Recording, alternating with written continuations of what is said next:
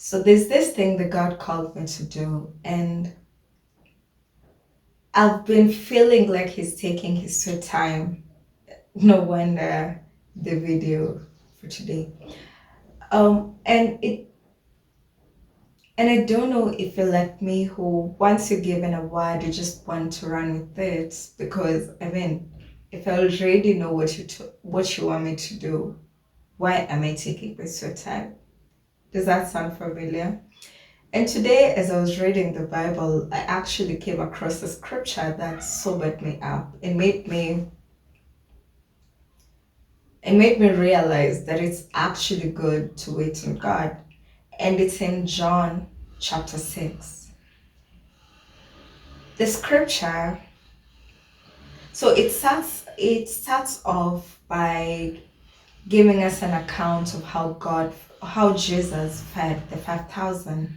And then we see that because of the miracle, the people wanted to crown him as king, and so he ran to the hills and left his disciples together with the crowd. And so after the miracle, the disciples, after the crowd had dispersed, the disciples wanted to get to the other side. And they waited on Jesus, but he was taking his sweet time. And so they decided to actually go ahead without him. And the Bible tells us that after 4 or so miles, the Bible tells us after they had gone for about 4 miles, they encountered a raging storm.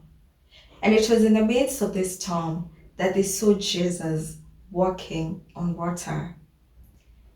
And so when they saw Jesus, they eagerly wanted him to get to the boat. And then the Bible goes ahead to tell us that immediately Jesus stepped in the boat, they arrived at their destination.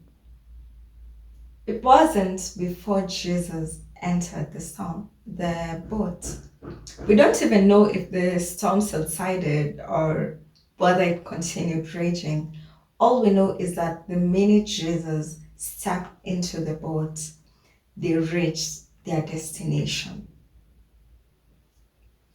And the reason I'm saying that this sobered me up is that it made me realize that as long as I'm doing something, regardless of whether God actually told me to do it, as long as I'm not doing it with Him, number one, there's no guarantee that I'll get to the destination, because again, what if I encounter storms that hinder me from actually fulfilling my mandate?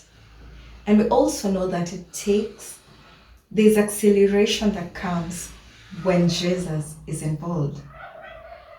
I don't know if you're like me, and I don't know if, like me, this is something that has caught your attention. The realization that for as long as I want to do something outside of Jesus, I don't have the guarantee of His protection. In Psalm chapter 91, we see that the Bible tells us, "He who dwells under the shelter of the Most High will abide under the shadow of the Almighty." And so it's when you are abiding in Him that His protection is guaranteed. And it goes on ahead to tell us that He will send angels. It goes on to tell us that He will send His angels to protect us. But this protection is guaranteed to those who abide in Him. And you see, in abiding with God, it means that you are in His perfect will. You move when He tells you to. You wait when He tells you to, and stop when He asks you to. And today I'd like to encourage you to actually get to the place where you can wait on God and rest in His timing. Yes, you have the word.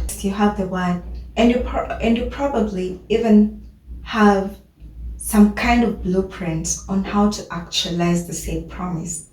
But let's remember, it's the thing that God is a part of that has the guarantee of His protection.